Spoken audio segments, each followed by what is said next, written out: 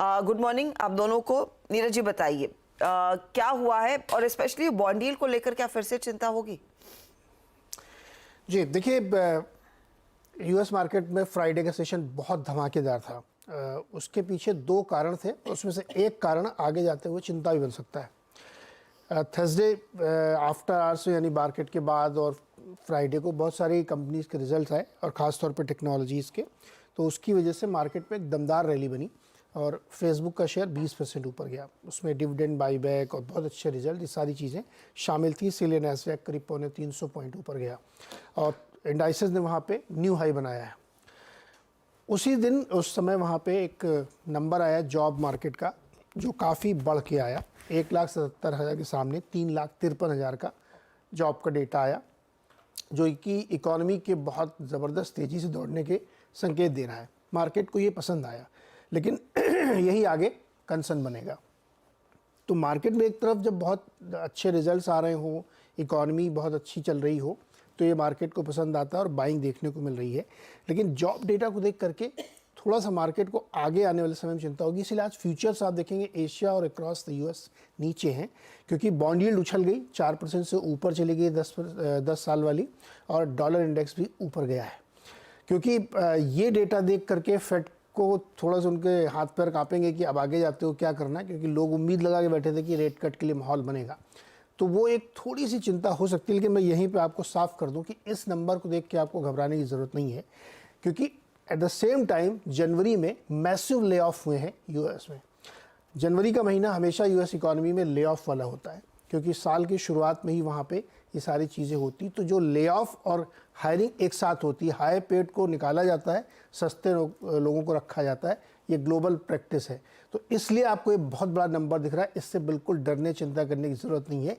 इसलिए मार्केट बहुत चिंतित नहीं था और उसने अपनी उस तेज़ी को होल्ड किया है। तो ये तो था वहाँ का है। बॉन्ड यील्ड तो चूँकि इकॉनमी में जो कुछ हो रहा है उसको देख के रिप्रेजेंट करती है, इसीलिए वो 4 के ऊपर गई, इंडेक्स ऊपर गया। लेकिन ऐसा कोई बहुत बड़ा कंसर्न देखने को नहीं मिलता है। अब मैं बात करता हूँ कंसर्न की। कंसर्न आपको कहाँ देखना चाहिए? कंसर्न आपको चाइना में देखना चाहिए। चाइना की इकॉनमी बहुत बुरे दौर से गुजर रही है, पिछले 6 महीने से लगातार गिर रही है और अब तक उसने $6 ट्रिलियन का मार्केट कैप साफ हो गया है। लास्ट वीक ही 5% गिरा वहाँ का जो ब्लू चिप इंडेक्स है। संडे को चाइना की सरकार ने, या रादर रेगुलेटर कहे तो, उसने ये ऐलान किया है कि वो मार्केट की इस फॉल को रोकने के अनुमान के कारगर कदम उठाएगा, जिसमें एक इशारा तो शॉर्ट सेलिंग रोकने का है और दूसरा बहुत सारी वो जांच इनिशिएट कर सकता है। सरकार के लेवल पर फंड इन्फ्यूजन की तैयारी ज़रूर है, लेकिन अभी कुछ खुलासा नहीं हुआ। तो मार्केट संभालने की कोशिश हो रही, जिसकी वजह से मार्केट और गिरेगा। उस दिन ये जब खबर आई संडे के आसपास, तो मार्केट पैनिक करने लगा था। तो आप देखेंगे कि चीन में बहुत दिक्कत है। दूसरा जो रेड सी का झंझट चल रहा है, लड़ाई चल रही है, उसमें यूएस और यूके की जॉइंट एक्सरसाइज ने हौती के ऊपर अटैक किए। हौती का स्टेटमेंट आया कि वो इसको रिटेलिएट करेंगे, तो वहाँ पे थोड़ा तनाव बढ़ता जा रहा है। तो इसलिए ग्लोबल ट्रेड जो है वो मुश्किल में है। आपको बता दूं कि स्वेज और पनामा दोनों कैनाल से इस समय ट्रेड बहुत बुरी तरीके से गिर गया, अलग अलग रीजन से भी, और ये एक रीजन तो है ही है। तो मुझे लगता है ये ग्लोबल ट्रेड के लिए कंसर्न होना चाहिए, चीन और रेड सी का मामला।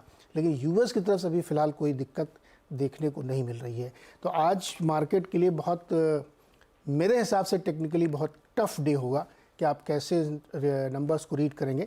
यूएस में कोई प्रॉब्लम नहीं, ये मैं अभी आपको बता रहा हूँ। यूएस में कोई प्रॉब्लम नहीं, लेकिन दूसरी दिक्कतें हैं।